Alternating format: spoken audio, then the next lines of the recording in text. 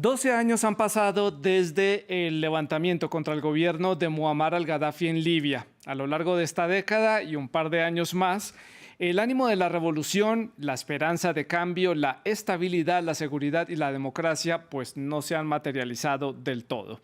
Libia se vio inmersa en una espiral de violencia y la llamada primavera árabe en ese país se puede decir que en muchas formas quedó inconclusa, tal y como le pasa también a Siria, pero con diferentes matices. Hoy Libia protagoniza una nueva crisis a nivel político. También el territorio está dividido en ese país y hay prácticamente dos gobiernos que funcionan de manera paralela. Uno designado por el Parlamento, liderado por Fatih Bashagha, es el primer ministro interino del gobierno de estabilidad nacional o de acuerdo nacional, dependiendo cómo se traduzca el nombre. El otro es liderado por el primer ministro Abdelhamid Dabieba, que es respaldado por la Organización de Naciones Unidas, tiene apoyo a nivel internacional y él encabeza el llamado Gobierno de Unidad Nacional y ha asegurado que solo traspasará el poder a un ejecutivo electo a pesar de que su mandato ya expiró, ya terminó. ¿Cuáles son entonces los problemas más complejos que está enfrentando Libia en la actualidad? Pues primero, como les decía, la situación política actual, esta división de dos gobiernos, también la presencia militar extranjera. Me estoy refiriendo a los mercenarios del grupo Wagner, que está ligado a Rusia, y también a la presencia de militares turcos. La lucha contra el terrorismo también es importante en la agenda actual del país, la seguridad ciudadana, por supuesto, y la protección de las fronteras, que siguen siendo bastante porosas. Entonces, preguntas que quedan sobre la mesa para el debate. ¿Qué dejó para Libia la revolución estos 12 años después de la caída de Gaddafi? ¿Qué papel están jugando organismos internacionales como por ejemplo la ONU y países como Estados Unidos y Turquía? ¿Qué papel están jugando también las potencias árabes como por ejemplo Egipto y los Emiratos Árabes? ¿Cuál puede ser el futuro panorama político de este país ante tanta división? ¿Unas elecciones son la respuesta? Hoy en el debate de France 24 hacemos foco en Libia 12 años después del inicio de la primavera árabe y la posterior revolución. Para analizar este tema hemos invitado a Dago Comena. Él es historiador africano especializado en relaciones internacionales. Él se conecta desde Las Palmas de Gran Canaria, en el archipiélago de las Islas Canarias, en España. Y aquí en el estudio de France 24 nos acompaña Alfonso Soria. Él es analista, consultor internacional. También fue diplomático de Colombia en Argelia y Egipto. Antes de comenzar, les recuerdo que quienes nos están viendo en diferentes plataformas pueden también seguir la señal del debate a través del streaming y también lo pueden hacer a través de diferentes plataformas o de las redes sociales, por ejemplo, Twitter, Facebook o Instagram. Nos encuentran como @France24_ES. El numeral o la etiqueta es numeral el debate F24, todo junto, todo pegado, para que dejen ustedes los comentarios. Y a mí me encuentran en Twitter como @Santilogo. Como les decía, estamos disponibles también en otras plataformas, por ejemplo, en podcast. Nos encuentran en Spotify, en Deezer y en TuneIn. Muy bien, pues comienzo entonces dándole la bienvenida a Dago en Las Palmas, en Gran Canaria. Y Dago, gracias por acompañarnos hoy en el programa Punto de Partida para este debate y este análisis de la situación en Libia. ¿Qué dejó la revolución en este país? 12 años después, ¿qué balance se puede hacer de la situación que se está viviendo en este país del norte de África? Bienvenido. Muchas gracias. En primer lugar, quería agradecer la redacción de France 24 por invitarme. Pues el balance que se puede hacer de la situación actual en Libia, desde mi punto de vista, es que es un verdadero desastre, ¿no? Porque pasamos de un país que, a pesar de sus problemas en términos de libertades y de democracia, pues tenía un cierto sistema de bienestar social, y hoy tenemos un Estado fallido. Así que, desde mi punto de vista, pues la revolución no ha alcanzado la meta que se había prometido a la población cuando empezó pues, este movimiento social que fue la primera árabe en Libia. Y paso a preguntarle aquí en el estudio a Alfonso, nuestro invitado. Alfonso, un gustazo tenerlo como siempre aquí en France 24. Y la misma pregunta como punto de partida. ¿Qué balance puede hacer usted? ¿Qué análisis hace de estos 12 años? Un caos. De verdad, estoy totalmente de acuerdo. y la palabra exacta es desastre, después de ver todos los esfuerzos que se hicieron en la región por un cambio dentro de los países de la primavera árabe, nosotros vemos que Libia es un estado que hoy en día ha fallido. Se muestra toda la inseguridad de la región, pasa por Libia todos los grandes problemas que encuentran en los países del norte del Magreb. Nosotros se concentran en Libia los temas de seguridad, el tema del islamismo, el tema de la migración clandestina, el tema de la trata de personas, el tráfico de armas.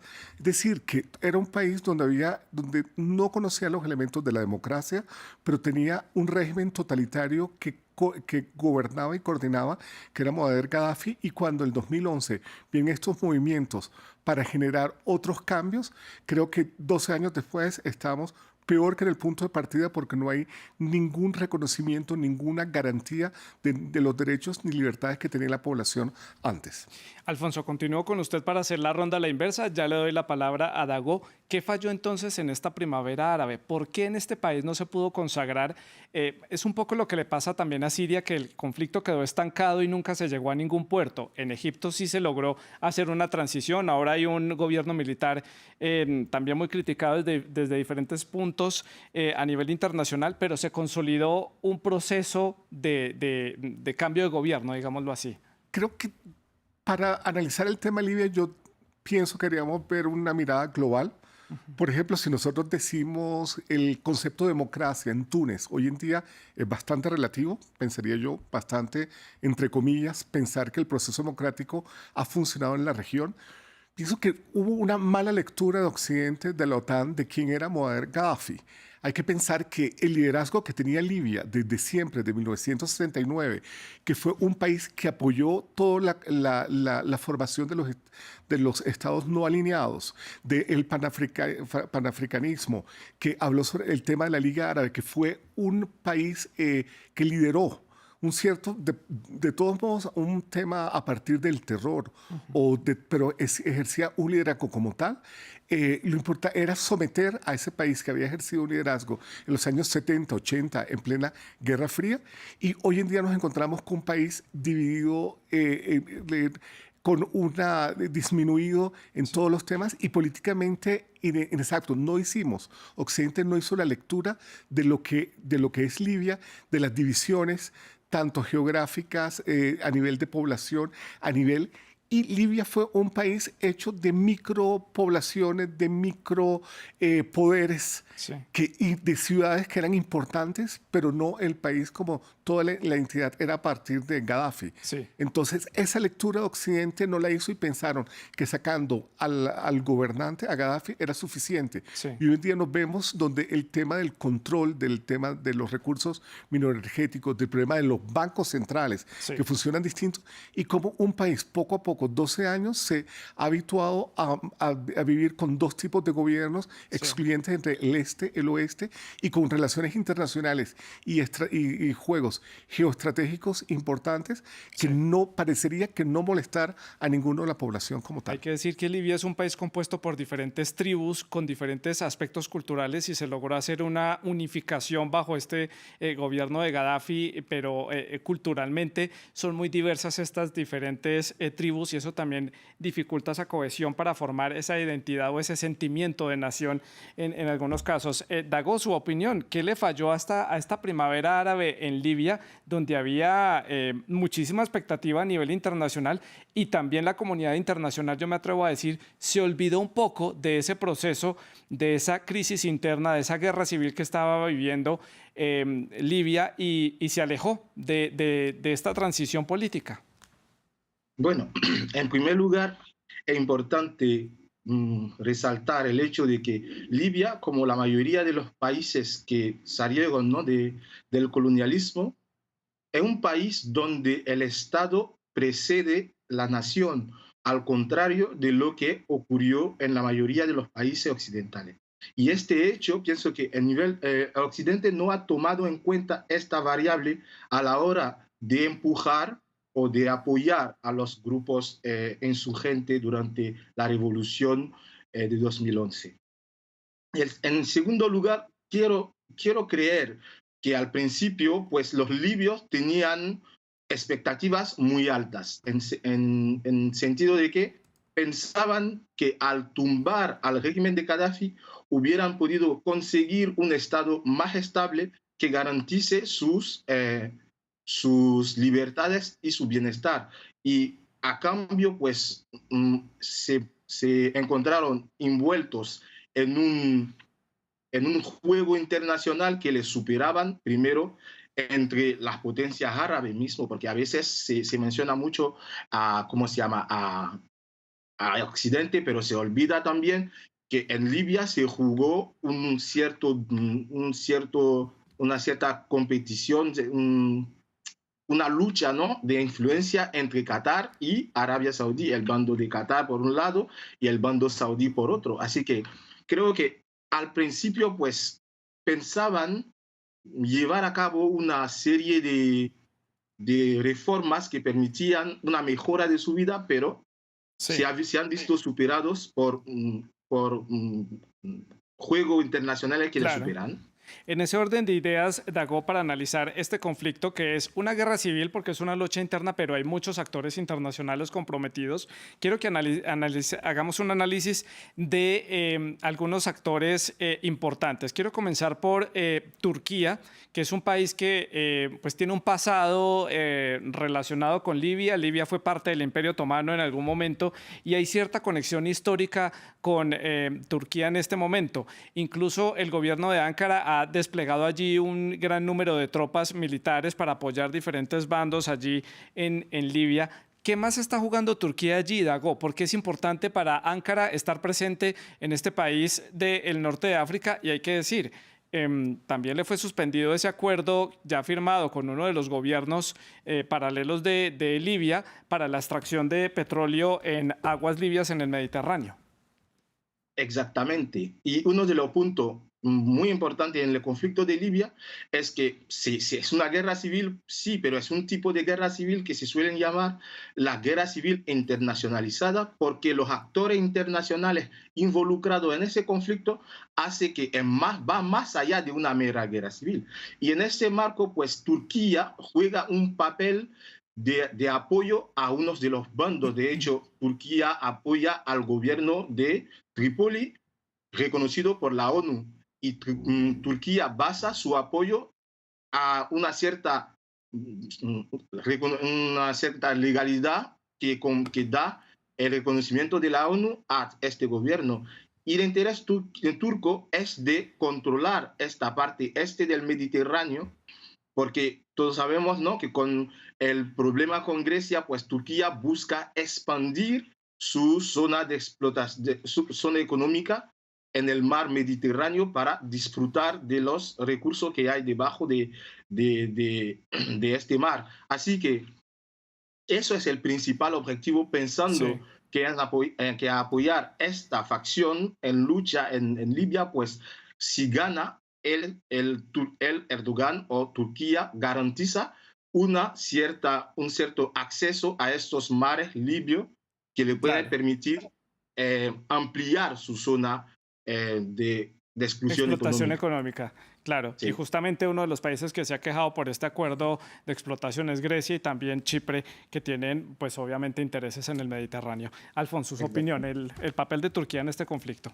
Hay que ver quién es Erdogan. Yo pienso que es importante ver el protagonismo que lleva Erdogan. Y si pensamos en la Turquía de hoy, del 2023, no es la misma relación que tenía en el 2019, por ejemplo. Había un interés con el tema de la guerra en Siria y con el protagonismo y con todas las relaciones un poco tensas con Israel y Turquía después de todos los incidentes diplomáticos. Erdogan vio una posibilidad de tener un protagonismo y sacarlos, totalmente de acuerdo con el profesor Dorat, de ver todos los temas de recursos mineroenergéticos, siendo también testigos que Egipto e Israel con Chipre estaban también explotando el gas del mar Mediterráneo. Entonces, para él era una oportunidad Y a pesar de todas esas tensiones, quien se hace en contraposición a la intervención del conflicto turco son los rusos, a través de la llegada de los Wagner y todos los grupos de mercenarios financiados por Rusia.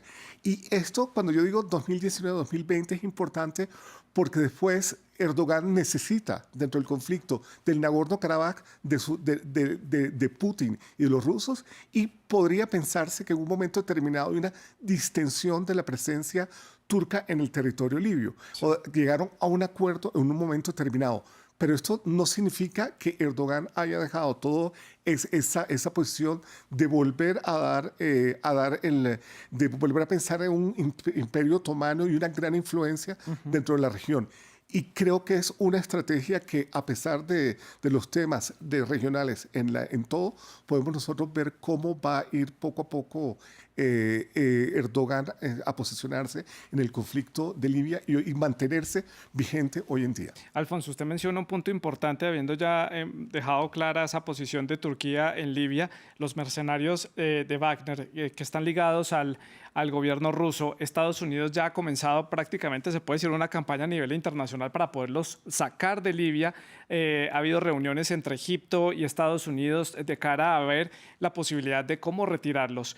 La presencia de Wagner en África le preocupa a la comunidad internacional por el avance que están teniendo. Allí, más allá del interés del petróleo, a nivel político, ¿qué tanto peso pueden tener los Wagner allí? No, todo, porque va a generar una inestabilidad. El hecho de traer otro actor dentro de una región muy inestable, donde tenemos el problema del tráfico de armas, el tema de la migración clandestina, el tema de todos el drogas, hace que sea inestable y se mezcle con los temas de la migración. El grupo Wagner, ojo, el grupo Wagner también está presente hoy dentro de otros tipos de conflictos como el tema en Ucrania, y eso generaría una inestabilidad y se está convirtiendo en un actor difícil para la comunidad internacional, especialmente los Estados Unidos. El acercamiento que ha tenido el señor Burns de la CIA en la región es siempre buscando cuáles son las posiciones y cómo las posiciones de los gobiernos, como el gobierno egipcio, el Sisi, puede en cierta manera controlar esto.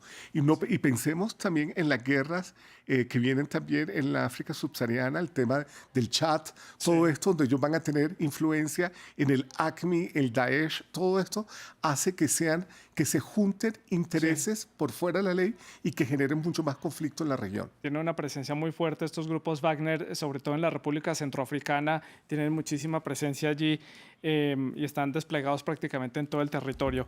Dago, su opinión sobre esta presencia de estos mercenarios rusos y la conexión que tienen con Libia, con este militar que controla o tiene mayor posicionamiento en el este del país, Khalifa Haftar, que es prácticamente quien los ha respaldado y los ha ayudado a instalarse allí en el territorio libio. Bueno, en primer lugar, hay que entender que cada uno de los sponsors, de los patrocinadores, de los actores libios, manda tropas ahí. Erdogan también ha desplegado tropas desde Siria hasta el territorio de Libia para ayudar al gobierno que apoya. Entonces, yo creo que desde mi punto de vista la solución sería seguir el ejemplo de Angola a finales de la década de 80 del siglo XX, en este que Sudáfrica y Cuba se retiraron ambos del territorio angoleño, permitiendo los acuerdos de Vicés, por ejemplo. Así que yo creo que el gobierno de Tobruk no tiene interés en ver a los de Wagner irse. Y hay que darle una serie de garantías de seguridad de que al irse los de Wagner, pues ellos no van a sufrir unos ataques porque Turquía apoya de forma masiva al gobierno que está en contra. Así que yo creo que mejor que todo buscar una solución pacífica, retirando los actores, tanto Wagner como los sirios que están luchando en Libia, para que se pueda implementar una solución pacífica que sería beneficiosa para cada uno de los actores, pero encima de todo Sí. del pueblo libio en sí. Dago, pero eso suena bastante prometedor, pero ¿qué tan factible se puede hacer? Porque finalmente estos actores están allí por intereses, ya sabemos el interés que hay a nivel petrolero, energético, sobre todo ahora que, por ejemplo, Europa la está pasando tan mal por el tema energético, por la guerra en Ucrania. Pero siendo realistas, ¿qué tan factible es esto? Sentar a las partes a negociar por sí mismas, a las partes libias, sin estos actores internacionales. ¿Eso sí es factible? La verdad que ese sería el mundo ideal y hasta yo no me lo creo, porque cuando se ve la situación en Siria, que es un poco el espejo, ¿no?, de lo que está pasando en Libia, se ve que los actores internacionales siguen teniendo un peso importante. Y en Libia pienso que no hay una salida de crisis a corto plazo, no lo percibo, salvo un cambio repentino en la política interior del país. No veo ninguna salida, eh, una salida a corto plazo de Sí, esta situación que parece como una trampa, ¿no? Que claro. no tiene salida y no tiene forma de ser resuelta de forma sencilla. Claro. Alfonso, su opinión, ¿esta posible solución es factible o cómo empezar a pacificar este país o darle por lo menos estabilidad política? Hay que ver el trabajo que hace Naciones Unidas en Libia y los altos representantes. Yo me acuerdo cuando en el 2018 era el representante, el ministro de Cultura libanés Gadem. Salem Gadem estaba, lo importante, el enfoque de Naciones Unidas, el trabajo fue el fomento de la democracia, de los valores democráticos en Libia. A pesar de no ser un país que tuviese la tradición democrática, era una apuesta de Naciones Unidas en el cual se podía establecer y generar en las ciudades en los barrios y todo elementos democráticos que permitieran a ellos generar una madurez en el concepto de la democracia. Pienso que el trabajo actualmente que hace la representante de Naciones Unidas es volver a reiterar los temas democráticos. Y pienso que un país con una alta identidad árabe, su solución debería estar en el panarabismo. Vemos hoy las movidas que hay entre Doha y el Cairo por la preocupación de ver al Wagner en los temas de terrorismo. Entonces, hay elementos que es un mínimo para los países de la región, los países árabes de la región, el cual no pueden ser, por ejemplo, el tema del terrorismo y el fomento al islamismo. Sí. Entonces, un país que ahora viene después de la Copa, como Qatar, y Al Jazeera, uno lo ve en el trabajo en no la manifestación del islamismo, sí, el discurso mucho más políticamente correcto al interior del arabismo. Sí. Entonces, creo que el concepto de democracia y la importancia de contar más con los países de la región árabes y contar no con el efecto disuasivo de Al-Sisi en el ejército que ha apoyado a Haftar, sino el hecho de generar diálogos que encuentren la solución entre ellos y poder volver a darle el esplendor que era a Libia como en los años 70 y 80. Alfonso, eso me lleva a preguntarle si tal vez ese modelo de democracia que tenemos en Occidente, en Europa, que vemos donde hay una institucionalidad fuerte en algunos países que sirven para garantizar estos procesos democráticos dentro de los ciudadanos, ese sí es el modelo que tal vez Libia quiera tener. Y le hago la pregunta porque vemos, usted ya mencionaba el caso de Túnez, que es un modelo democrático con muchos problemas. Egipto pues tiene ahora prácticamente un gobierno dictatorial militar y si uno mira los países de la región, tiene muchos problemas a nivel democrático. ¿Por qué Libia va a ser la excepción y por qué va a ser la apuesta? Pero cuando le digo la manera como se mira la democracia en Libia debe verse de una manera sociológica y teniendo en cuenta los clanes y los conceptos religiosos. Cuando nosotros hablamos, Naciones Unidas no quiere cambiar a los Tuareg. No quiere hacerlo solamente que dentro de sus tradiciones, de la sociología, dentro de su territorio, generar espacios de diálogo que permitan a ellos entender que la mejor manera de ejercer el poder no es con una pistola ni es manejando esclavos, sino es una manera de construir una sociedad a partir de la identidad tuareg. Sí. Por ejemplo, de ese ejemplo. Y yo no pensaría, no estoy pensando en las democracias que se tienen al frente en Europa Sí. ni todo, sino generar a partir de la identidad y cultura árabe y de cada uno de las regiones, hacerlo. Por ejemplo, cómo cambiar esa filosofía de Zora, de Zora, que es un puerto donde pasan todos los coyotes. Sí. O sea, no es cambiar la ciudad y cerrar la ciudad a que no se dé más migración clandestina o decirle usted no puede migrar. Es decir, es manejar elementos que le permitan a la gente de saber que lo que está haciendo es un ilícito y está Claro. exponiendo la vida humana frente a la migración clandestina. Dago, su opinión, ¿es la democracia el modelo para Libia? ¿Es el proceso para llegar a una pacificación y a una unidad política para ese país? Bueno, ahí estoy totalmente de acuerdo con el señor Soria, porque creo que siendo un país árabe, la solución viene del panarabismo.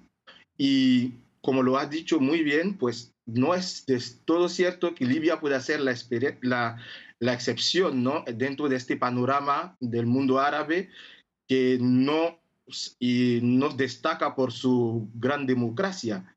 Sin embargo, creo que según la configuración que existe ahora en el panorama político, el único camino viable para que se pueda elegir un jefe de Estado legítimo en Libia es mediante elecciones. Y después, el pueblo libio puede de por sí decidir qué tipo de gobierno puede poner en marcha en su país. De hecho, el término democracia no tiene la misma definición que sea en Francia, en Inglaterra, en Bélgica o en España. Así que en la propia Europa hay diferentes formas de democracia. Así que creo que eso también puede ser aplicado a Libia, pero en primer lugar hay que poner unas instituciones reconocidas por todo el mundo y eso que es la parte más difícil de conseguir.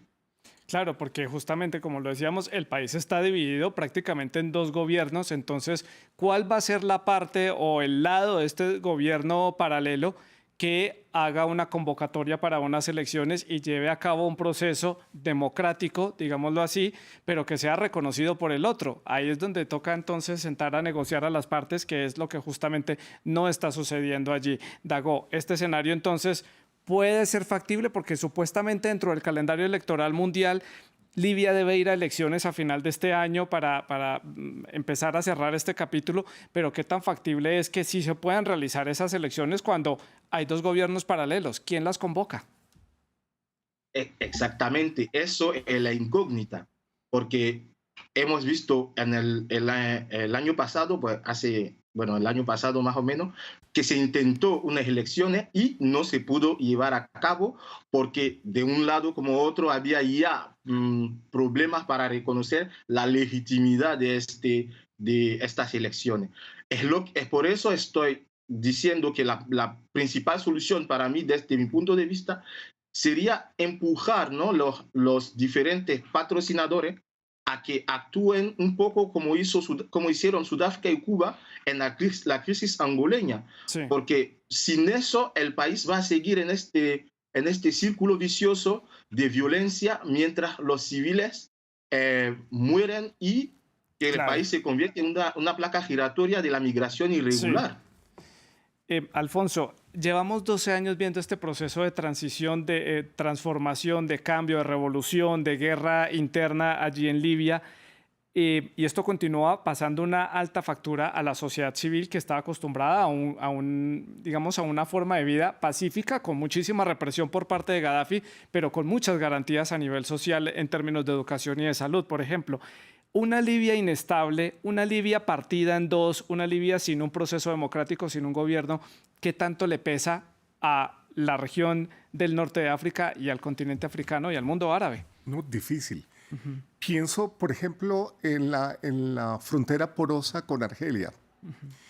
Y pensemos que ya no estamos en la época post-Buteflika. de la región, y Túnez, muchos de los problemas que pasan por Túnez, Argelia, todo viene de Libia. Y también viene del tema pensemos que no solamente estos países, con el tema de Malí, también es es como un cultivo que está dispuesto a explotar, una olla de presión que estaría dispuesta a explotar. A mí me parece que lo que tiene que hacer la comunidad internacional, y creo que los países vecinos, que ese es el trabajo. Desafortunadamente, Túnez ha tenido poderes ejecutivos débiles últimamente, pero desde los esfuerzos después de la Segunda Guerra del 2014, los países como Túnez y Argelia estuvieron muy activos en buscar una solución para Libia. Pienso que hay que volver a las estrategias diplomáticas regionales de los países del Magreb, y donde se incluya a Egipto, que tiene una gran influencia sobre el tema, sobre el este y sobre el tema militar, y que siempre los ha apoyado militarmente para que puedan lograr hacer una solución. Pero mientras tanto, estos casi 6 millones de habitantes están condenados a vivir una economía y una vida en guerra, Claro. que es lo que hoy en día subsisten. No tenemos los derechos. Y es ver, por ejemplo, no sé, hay que recordar durante todos estos 12 años lo difícil que ha sido para Libia ver todo el tema de la migración clandestina, claro, en su territorio, ver cómo se generan centros de refugios que son de personas que vienen del África subsahariana, sí, y ver otro tipo, ser sensibles a otro tipo de problemas ajenos a ellos de claro, la gobernanza, sino ver otro tipo de conflictos que son los regionales que vienen hacia ellos. El tema Sudán, Mali, todos estos vienen a la región como tal. Claro, justamente no tener una cohesión política, una cohesión, lo mencionábamos en la agenda del programa, el tema de las fronteras es muy complicado porque precisamente ha dado paso a toda esta industria de migración clandestina, que es una industria completamente macabra por el manejo que le dan el trato que reciben las personas en estos centros clandestinos que están tratando de llegar a Europa, y es una industria que mueve millones de euros y de dólares simplemente jugando con el sueño de unas personas que tratan de buscar una mejor vida en el norte, en Europa. Me quedan ya pocos minutos para finalizar el programa. Dago, quiero que hagamos entonces la conclusión, lo que deja para usted estos 12 años. ¿Qué viene para Libia? ¿Qué puede suceder en los próximos meses en este país? No tenemos la bola de cristal, pero podemos hacer un análisis de lo que viene para más adelante. Bueno, para hacer un recorrido muy breve, ¿no? Sería como que la revolución tenía alta expectativa, pero fracasó, ¿no? Fracasó en cumplir los objetivos que había prometido a la población libia. Ahora bien, ¿qué hay que hacer? Pues poner sobre la mesa que cada uno de los actores del conflicto han fracasado en lograr una victoria militar, que es lo más sencillo, ¿no? Porque Haftar fracasó en su intento de conquistar al conjunto del territorio libio, y el gobierno de Trípoli fracasó en tomar el control sobre todo el territorio. Así que en lugar de mantener esta situación peligrosa y mala para sobre todo la población, pues mejor que los actores regionales, como lo decía el señor Soria, pues empuje hacia la mesa de negociación con ayuda de la comunidad internacional para que se pueda alcanzar, claro, una solución pacífica para todos. Y Alfonso, para el cierre del programa, su conclusión. Pienso que, así parezca lejano, creo que una vez se solucione la crisis de Ucrania, vamos a entrar a resolver los temas de Siria y Libia. Pienso que ahí estará concentrado la atención mundial, porque los temas, el nuevo cambio de todas las geoestratégico del tema de los recursos mineroenergéticos va a estar ahí. Y es necesario para la Unión Europea volver a encontrar una paz en Libia, porque son los principales, por ejemplo, para los italianos, son los primeros que suministran la energía como tal. Entonces, pienso que los socios, los vecinos, árabes y todos los actores árabes que van a estar apoyados por Naciones Unidas y por los países de la Unión Europea que van a generar un cambio, y el cambio tiene que ser, como lo hemos dicho, de una manera la democracia con la identidad cultural y religiosa que se necesita en este país. Pues ya veremos cómo termina, cómo se desarrolla esta situación allí en Libia, qué más puede pasar para este país que encara tal vez un proceso electoral a final de este año que pueda llevarlo a la pacificación y también a la estabilidad política y social y económica también. Dago, Alfonso, muchísimas gracias por haber estado con nosotros, haber hecho este análisis para la audiencia de France 24. Es todo por hoy. En nombre del equipo técnico les agradecemos su sintonía. La producción del programa estuvo a cargo de Laura Garzón y la producción de invitados a cargo de Tania Herrera. Siga con France 24.